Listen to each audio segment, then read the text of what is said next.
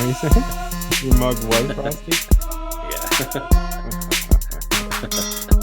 Oh, fuck it. That's so Oh. much anymore. Damn. It's like a little hot. There we go. There we Very go. mystic. Mystic.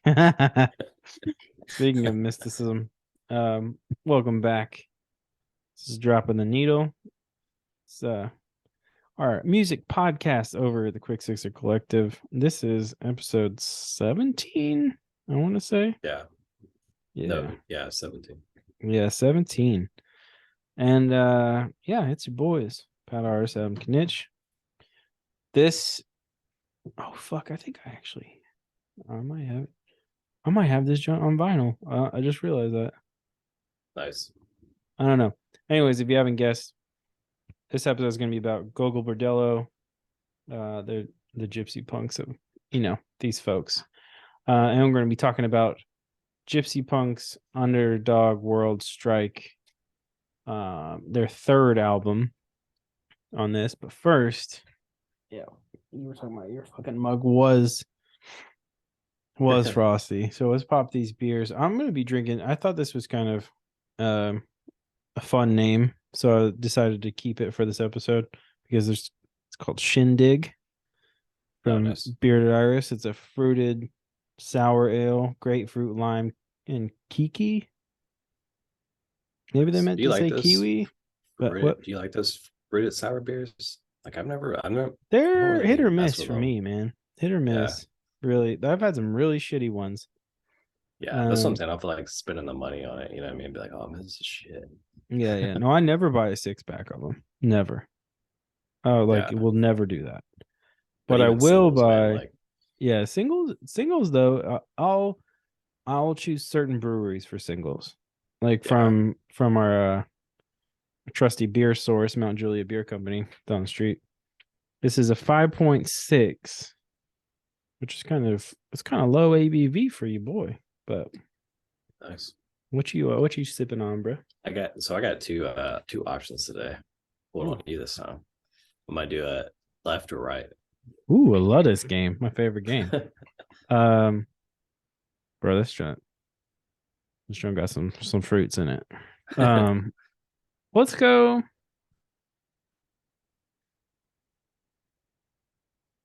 Let's go left for a sexual reason. Let's go.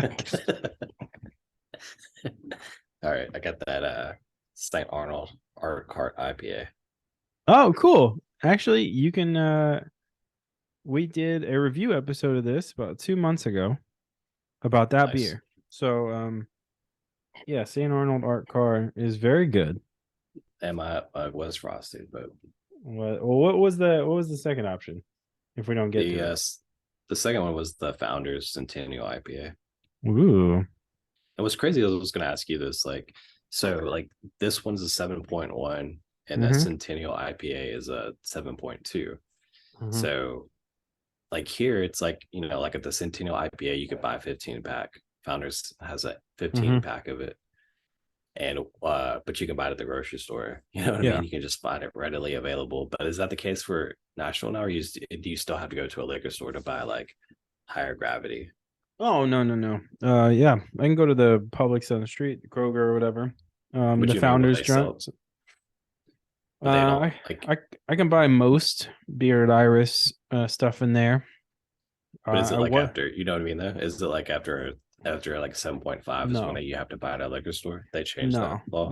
Yeah, that law must have been changed because I think there was also a law where you couldn't buy liquor inside of a grocery store, and some grocery stores sell liquor. But that's what it was too. It was high gravity beer you can only buy at liquor stores for some reason because of it was after 8 or something.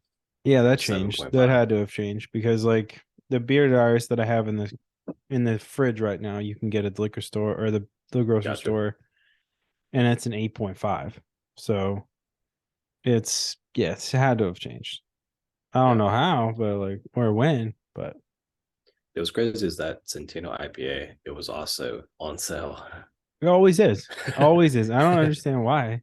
But dude, it came out a month, not even a month ago was when it was packaged. It's crazy. I feel like they just don't sell it. It's people are scared of a 7 point whatever beer and like Yeah. that big of a, I don't know. I don't know, man. But and it's cool too because I told you about the St. Arnold. You can buy like the variety pack, 12 Yeah. pack. Ooh, a variety pack. Yeah. Dude, I'm a sucker for a variety pack. If there's ever one, like ever It one I just sucks haven't had, because I buy it. I don't care what it is. yeah, that one's cool because it's lighter beers too, like the Lawnmower, which is like a Pilsner, I think, or a Yeah. Kolsch, I think, and then the H Town Pills is like another one. Hmm. Like, then the Amber, but the Amber's still like a 6 Oh, okay. from Cool, St. Arnold. cool. So yeah, Yeah. Yeah, those are Texas beers, right? yeah, Yeah, yeah. That place looks pretty cool. It's good. They've got a big ass patio and stuff. yeah. Um, It's been around for it's Texas' oldest brewery, I think. yeah. So I think I think that was their claim. Yeah, but they got cool though. All their shit's really cool. I like it. Mhm. Um, it's a good beer too. You like it? Do you like it so far? Oh yeah, yeah, for sure. I mean, I've had this several times, like over the years. Like both of these, actually, the Centennial IPA too. Like there was one Mm. time I was drinking it at a bar, and maybe it was like New Year's or something, New Year's Eve, and I realized it was like a 7.2. Oh no, you're like fuck. Yeah, I think I I like remember five of them. that happened. Did you get faded? Oh yeah, Yeah. That happened. I remember one time we were in Jackson, all of me and you and Chase and I think the rest of the crew of that show. And we went to the Bulldog, that bar, with the no, arcade in the back. yeah, And I had ordered something and didn't realize it was like an 8 or 9% or some shit. And I was like, fuck. Like, but I was like, I drank it anyway. But yeah. I believe I want to feel like I talked a lot of shit that night. Like I was like overly checking, like checking hard, but whatever. Oh man, maybe all right. Fuck it. Let's talk about Gypsy Punks Underdog World Strike. What this shirt is. Meg surprised me with this shirt one time, like just out of the blue, which is Nice. super random. Like Gogol Bordello stuff you're not really gonna find.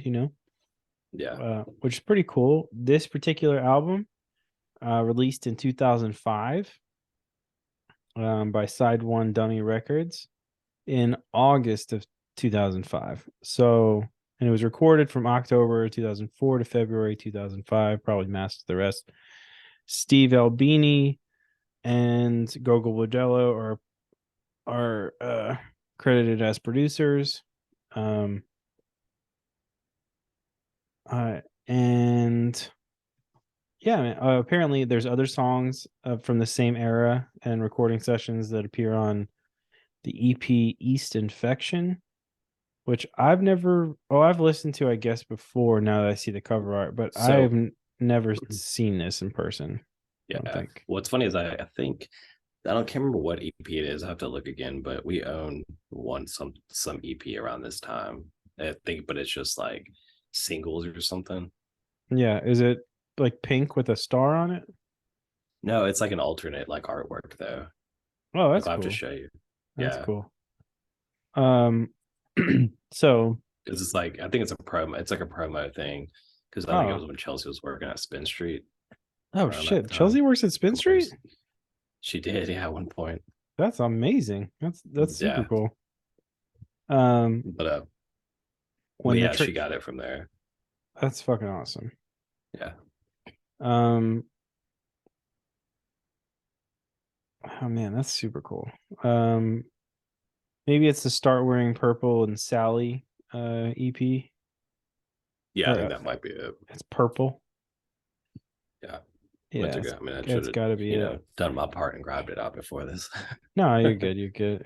Because they've But only yeah, done a it's like, few singles and EPs or whatever. yeah. Mhm. Okay. So yeah, August 9th, 2005, which, oh man, this is actually really interesting. Hold on one second. Because there's okay, that makes sense. Checking two things real quick. because they line up with how I want to tell this story.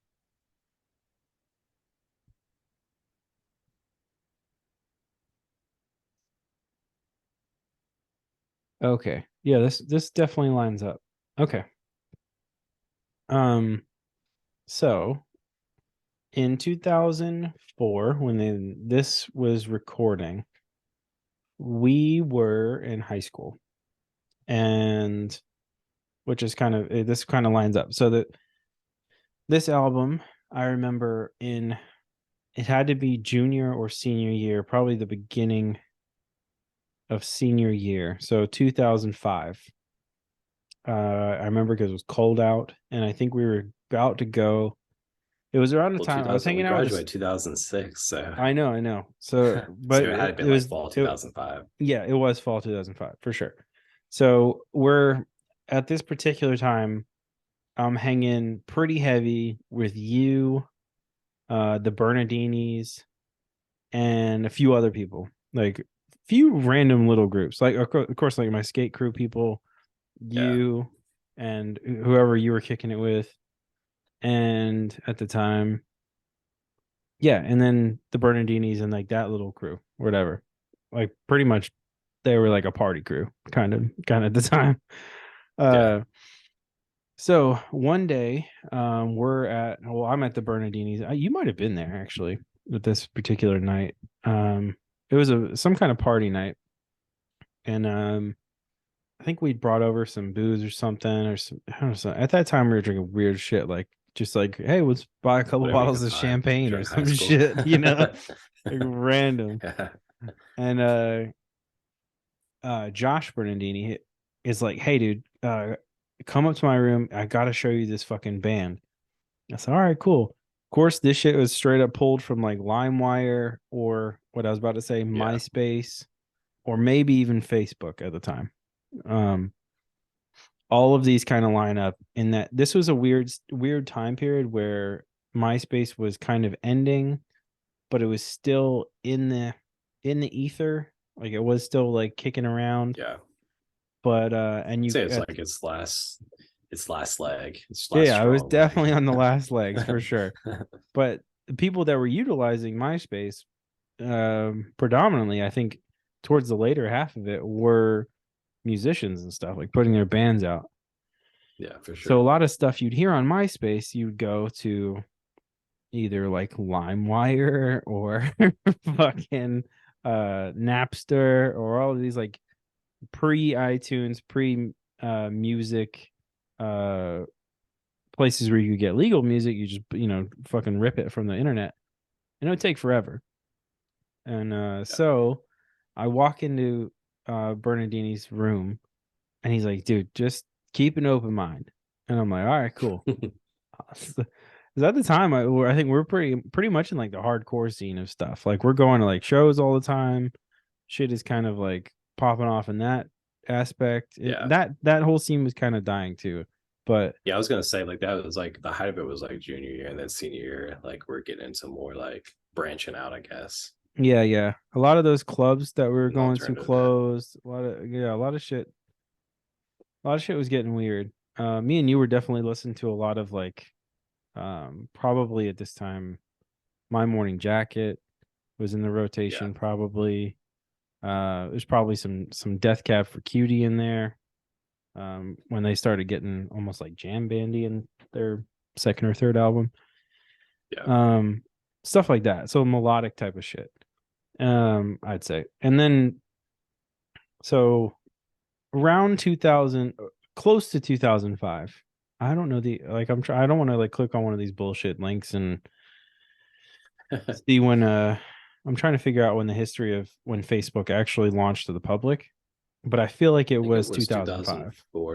It was 2004. Well, yeah, 2004 is when they started in here. I'll just fucking do it. Whatever. But remember, Um, because like 2005 or six, even at that time, it was like you had to be in college or something. You remember? yeah. Well, 2000. In 2004. That's when it launched, in February 4th. Um, let's see. Oh fuck, dude. I want to late into this. Okay. Yeah. Here it is. High school's in what term added this? Okay. On December 11th, 2005 is when it basically released to the public. Anybody who's 13 or older could have. Gotcha. Yeah, so this all kind of lines up in this weird a couple years space. So we're up in the Bernardini's room or whatever, and he fucking puts on Start Wearing Purple. And I was like, what the fuck is this? And I wonder if I can play a snippet of it on here without getting it. I don't want to get torn down. Whatever. Yeah. But yeah, so this is my introduction to Gogol Bordello. And I'm like kind of mind blown that there's like something this weird that I was like into. I was like, this is kind of sick. But also like some people really fucking hate this band. Like really, really hate them. I think it's like the gypsy aspect of it, but some people really do not like it. Well, what's funny is like I always come across people that do like this band though. You know what I mean? Mm-hmm. Especially working in the film industry and stuff. Like, I mean, I've probably heard this song more in the last like 4 or 5 years. I mean, this band more in the last 4 or 5 years from other people than I did, in 2005 or six. That's what's funny. I think it's like, it's one of those like kind of a cult following. You're either really into it or you just hate this band, I guess. Yeah. So apparently, this song I was just looking in. There's a link you can click on for it, and apparently it was written about a girl. It said Hutes said in an interview, "It's one of the very few songs I wrote for a girl. I just moved with my girlfriend in New York. We had a neighbor, an old woman who was always dressed in purple head to toe. She was clearly bonkers. So whenever my girlfriend and I had an argument and she would start screaming at me, I would say, you might as well start wearing purple now." Nice. So basically, that's cool. I mean, that's cool. Yeah, that's pretty cool. But anyway, yeah, Eugene Hutes, the lead singer, this creator of this band. So this thing comes out, I feel like that was the only song I had heard, I think, from this. I think that was the one that you could hear like on one of these pages, like a MySpace page or something or whatever. I would say it's on MySpace, but do you also remember like because I'm trying to think of what it would be at that time, like Much Music, which is like a Canadian MTV or whatever, but they would play more music and music videos, and like they would have live performances and stuff. And I feel like that was like Gogol Bordello was on there too, like was on one of their shows, or also MTV too. I mean, it made their rounds for sure. Yeah. The thing I found about the most interesting about this song, and I didn't know this until maybe pretty recently, I would say. This particular song is a re-recording of one featured on their first album, 1999's Voila Intruder. And it's also in the 2005 film Everything is Illuminated with Elijah Wood. Eugene and Elijah Wood are like co-stars in it, which is really weird. Yeah, I do remember that. I have never seen that movie, but I do remember him having like a little bit of acting. So it's like it's kind of nuts because that original version I do not like at all. I don't think it's good. What, the Start Wearing Purple? Or... Yeah, the original version of it is not good. I don't think. But the second one I think is way better. Way better. So this kind of launches us into this album comes out and I'm like, I'm gonna buy, I think I was like, I'm gonna buy this at the time. Like, this sounds like a dope band. I'm gonna check it out. And love this album. Still my favorite out of all of them. And that's why we picked it. So I do like some of their other stuff. Super Taranta has like I think my favorite song from them. And that one's pretty, that's kind of like when they got big. It was 2007. So after this is when you would see them touring like American festivals and stuff. So like we saw them at Lollapalooza that year in 2007. What's actually funny too, I think it was, I'm trying to think now, like, was it 2011, I guess, 11 or 12. I think, yeah, you were in LA at this time, right? But like, so I think it was like I was with some people at a bar and I was like on the fence about going to see Gogol Bordello because they're playing at Minglewood. Like, I didn't have tickets. I was just like gonna buy, tickets at the door or whatever. And I ended up not going because it was like the first date that I went on with Chelsea. Well, I mean, that's so probably a better idea. Yeah. Well, shit, this is kind of connected to you in a weird way then. Yeah. Okay. I think it's like, but also that's what's funny because I've never been like big into this band. It was just like, something to do. I think Wesley and I were like, yeah, let's go. And then like he ended up backing out and then I backed out or something. Yeah. Well, I think that, well, so they put out a album recently called, oh, fuck me. I just lost my spot. Oh, dude, go ahead. What's the thing? Now just dawned on me, but like, what's the thing they did with Madonna? Did they do something like he did something with Madonna? Yeah. So they did there's a live performance you can see. I'm pretty sure it's because I think they were opening for Madonna, or maybe I don't know what the situation was, but they ended up playing.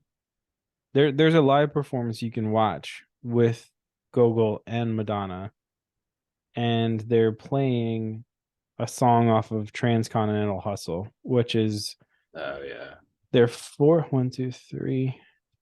their fifth album, and that Palatute, I think, is the one they play with her, or My Compañera. It's weird, and they're playing. I don't think it's in the U.S. where they're doing it, and they are. Hold on. I think I just found out what the fuck it was. Oh, never mind.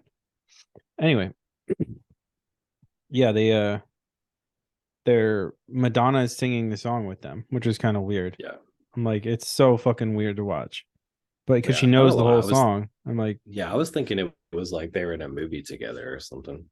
That might have been it too. Like, I mean, short or yeah, I wouldn't doubt it, dude. But I mean, there could be like some weird shit that we don't know about, like maybe. Yeah.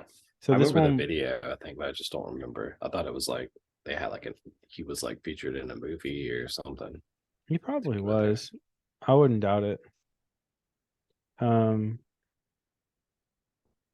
Yeah, I don't know. This one was, produced by Rick Rubin. This album that we're talking about, which I mean makes sense. Yeah, if you think about, I mean Rick Rubin kind of adds notoriety to any band, or any album that he touches, really. Mm-hmm. So it could have been like a situation where Madonna was there when they were recording or whatever and liked it, you know, and she's fucking Madonna, so she can do whatever she wants. Yeah. But that's a weird one. Check that out on YouTube if you're listening to this and you want to go watch that. It's so weird to see them because like they look like fucking gypsies and it's fucking Madonna, you know. I mean, she's So it's kind of weird to watch. That she's into it. Yeah. Oh, this is kind of funny. Start Wearing Purple has become a de facto team song of the MLS team, or the Orlando City SC, because their shit is purple. Yeah, that's cool. That's really cool. So anyways, 2005, this thing comes out. I kind of like you said, we were kind of getting into branching out or whatever, and this kind of like I feel like led the way for me. Like that was like, all right, cool, I'm into this is weird as fuck. let's see what else is out there. And yeah, I only got to see him that one time when we were at Lollapalooza in 2007. But when we've been keeping up with music throughout COVID or whatever, and in 2022 they released an album called Solidarity, which is it's very cool. It's a lot about about being Ukrainian and stuff, and a lot of their stuff is about being a immigrant, and how people have fear of immigrants and differences and stuff like that. It's cool. They kind of like punch you right in the face with that kind of stuff. It's like you shouldn't be afraid. We're all just fucking people, but we live here now. For sure. Yeah. Which I've always liked about them. I think they're very in your face about like, why are you scared about this? You're dumb, and they're about having a good time. Yeah. And I love that. But I don't know, man. Yeah, but I guess their whole deal is they're a gypsy punk Ukrainian led band, and yeah, they're dope. They're just a dope band. And this is another cool thing. When they were making that album, after they put it out, the one I just talked about, Solidarity, they I don't know how, and they wouldn't elaborate how, but they, on their Instagram, they got to play a little of it and some other stuff for Ukrainian soldiers. Like they went to a camp, went across the border and went to one of their camps. Wow. It was pretty nuts, but yeah, I wouldn't say they're all exactly in a right mind, to be fair. Yeah. But yeah, love them. I think they're great. Yeah, definitely. What else should I say? Oh, this is kind of interesting. I guess we should. The original what's it called? Fuck me, just lost it. Oh yeah. Oh, here it is. Okay. Gogol comes from Nikolai Gogol. He's a classic writer of Ukrainian origin. And apparently he's influential because he smuggled Ukrainian culture into Russian society. And that's like a thing apparently that Gogol wants to do. Nice. And Bordello is obviously a brothel or a gentleman's club. Yeah. Apparently it was originally called Hutes and the Bella Bartuks.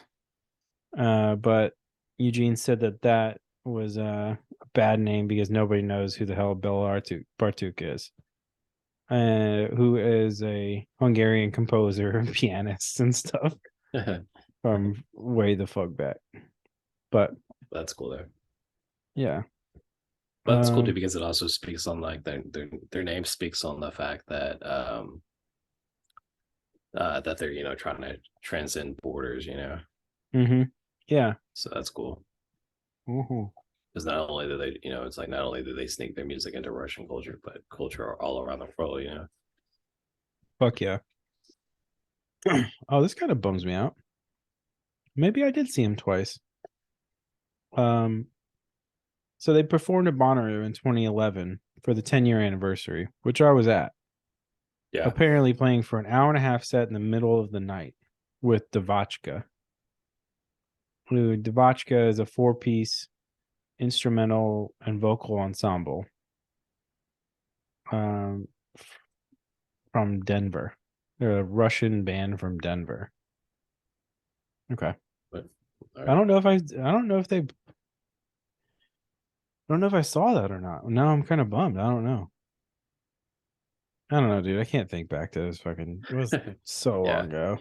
But yeah, I was definitely there. There's a very nice blanket I have to prove it. There's a big X on the front. DMX. Oh, DMX. Rough Rider. Rough Rider. Speaking, I mean, these motherfuckers are based out of the same place. So I mean, like straight Yeah. up, they could be homies with DMX. Well, Yeah. they could have been. Or yeah. Yeah. Or DMX. Rough life. Yeah. Anyways, yeah, I love this band. I think they're great. I'm super bummed I missed them recently. They came to Nashville this year or last year sometime, and I missed it. They played Brooklyn Bowl, and I think I was thinking about them, and I looked at tour dates literally like 3 days after they'd played here. And I was like, fuck me. Yeah. Yeah. That happens to me though. I did it twice last year where I looked at tour dates and I was like, God damn it. Yeah. Somebody I wanted to see had just come here. But I know. It's weird. Like there's been some bands that we've seen here, but like it's not a lot like you think that, New Orleans, you think there would be like more bands that come through. mm-hmm.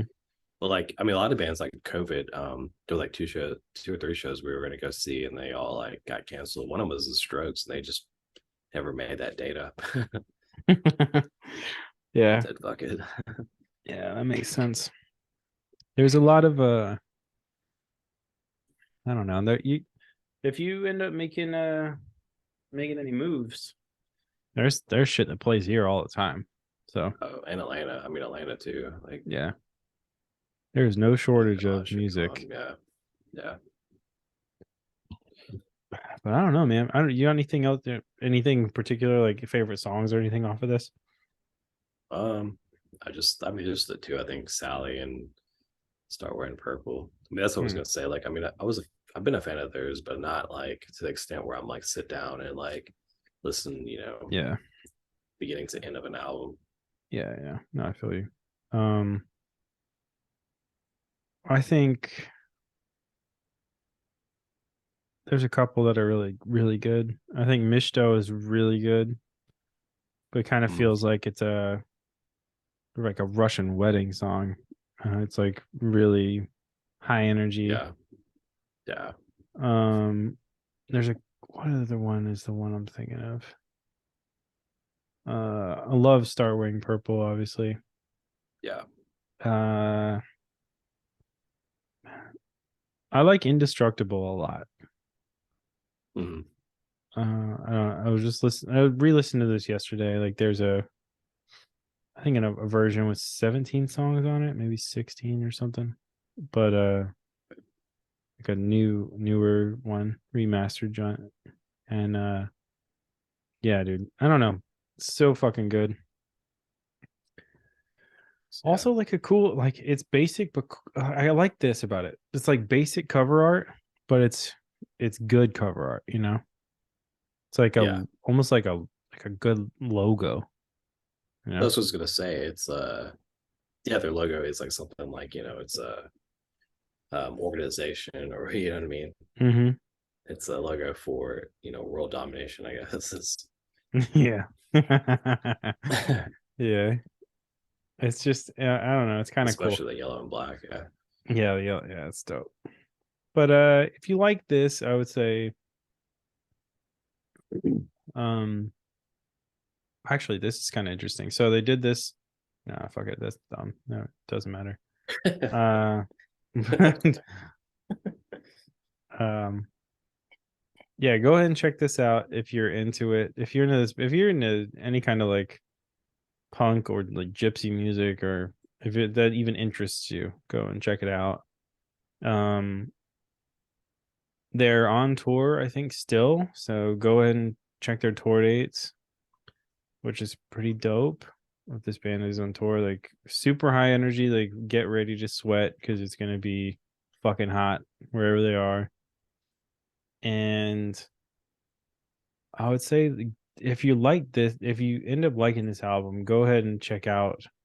Just click their like what's it called? The essentials. Yeah, the essentials playlist, because it'll pop around to quite. It's gonna play a lot of their new album, but Yeah. it's gonna pop around to some of their best shit, which I think are like Wanderlust King from Super Taranta, Well, one and thing I was gonna say too, not to interrupt you, but no, like the style of this music too, like inspires a couple other bands. Yeah, I think like have you ever listened to Man Man? Mm-hmm. They Yeah. have the same kind of style. It's like I don't even know what you would call that. I don't know. I have no idea. I mean, it's like, That's why Gypsy Punk I think is the best description of like yeah, Gogol Bordello. it's just like it's so. It's this band is unlike anything that's in my rotation at all. Yeah, yeah. I was gonna So, say like yeah, Ukrainian or like Czech Republic like style of like instruments that they use. You know, mhm. like accordions and Yeah, violins and yeah, the mandolins and violent, yeah, there's definitely a big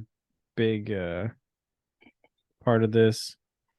Apparently Super Taranto, this was the thing I was gonna say, I said fuck it though, was ranked number 14 by Rolling Stone as a top 50 album in 2007. oh wow. It's pretty crazy that this was up there like That that. heavy in rotation, yeah. But it's funny, like Pitchfork gave it a 5.2 out of 10. So it's like, Yeah. what? Like, what are we doing here? That's what, but that's what's crazy about that time of music too. It was such a weird time because it was like, you don't have like all different ways of exposure like you do now. You know what I mean? Mm-hmm. So Yeah. like bands that came through, they either were really like trying or they just took that one story like where like some magazine wrote about them that everybody reads like Rolling Stone or like Mm-hmm. something Yeah. Much 100%. Music or MTV2 Oh, or shit. Yeah. Yeah. It's definitely pretty insane. Pretty insane. This band made it, which is kind of yeah. nuts to me. Um, because they don't, if you ever see, like, if you look at them, especially Eugene, their lead singer, you're just like, this guy's might be out of his mind. Like, good chance this dude is a lunatic for sure. Yeah. Like, I don't like, and to this day, I don't think I could kick it with this guy.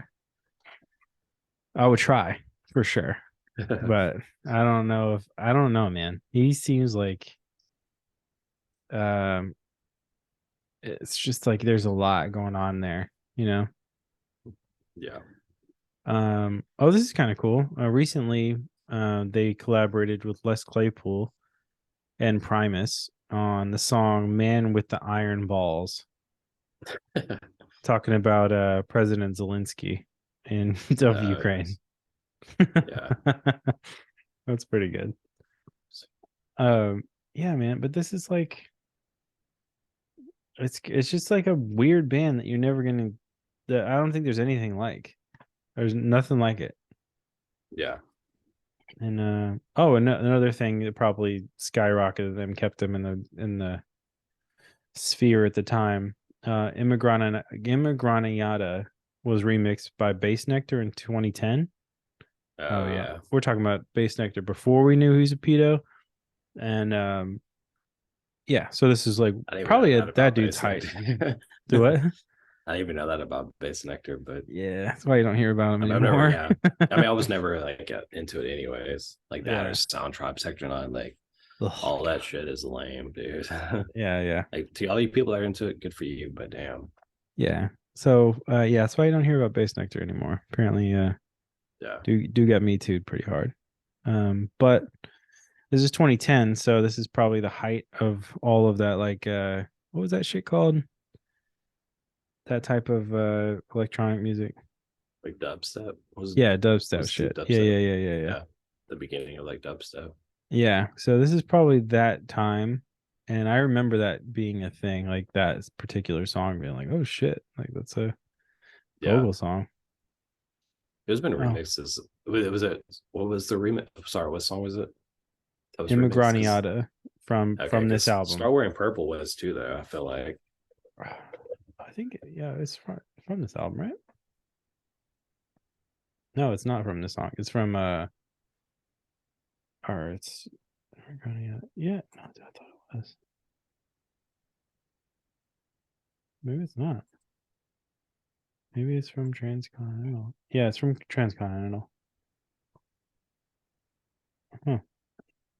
Yeah, so people stay fucking remixing their shit. and you'll see them. I hope they stick around. Their violin player is pretty old, so who knows how long they're, Sergey or whatever his name is. Sergey, maybe. I think that's how you probably say it. But yeah, dude, we'll see how long they stick around, because like kind of old. Who's gonna Man, look at the Rolling Stones, dude. Dude, that's what I'm saying. I'm like hoping they pull Rolling Stones. I don't know, man. We'll see, I guess. But yeah, and another cool thing about this band is like they have so many different former members, and well, that's probably not cool, but who knows why they have so many, But all of these people, they're multiple different backgrounds and nationalities and all sorts of shit. So it's pretty cool that they're like, it's just like it's legit like it's like a punk jam band almost. Yeah. Without like the jam band length to songs. Yeah, it's like, I don't know, it's like, I hate saying it because it's probably not accurate or anywhere near accurate, but it's like bluegrass almost in a way. It's like an ensemble, no, I get you. like, yeah, because like bluegrass is bluegrass is like it's jazz almost. Yeah, but a lot just of different instruments, like old instruments, string instruments, and I think bluegrass and jazz got way more in common than people give it credit for. Like it is literally like pick it up and hop in when you can type of situation. Yeah. But anyways, if you don't do you have anything else to say? Any recommendations as far as like if you like this, what you should check out? I would say check out Man. I mean, you could see how they probably were inspired by Gogol. Mm-hmm. I can't think of any other bands that would be on this level. Yeah, it's they're their own thing, man. Yeah, it's really crazy. Which is like, it's funny, when you like go to Wikipedia and you see like the timeline of when certain band members were in the band. It's like, this one is just wild, like wild. Like it looks like a fucking art piece. There's so many lines. Oh wow. It's kind of crazy. There's like 30 fucking people in this thing, or was at some point. Yeah. It's pretty crazy. I kind of love it. But anyways, I don't think I really have much else to say about them. Go check them out if you can. They've been around since 1999, so let's hope they keep going for another, I don't know, however many years. What years are now? 26 years, we'll say. So I can make it to whatever that is, 50 or 60. But come back next month. We'll have a brand new album for you to check out. Here over at Dropping at the Needle. It's your boys. I'm Mitch, Bad Artist. We out.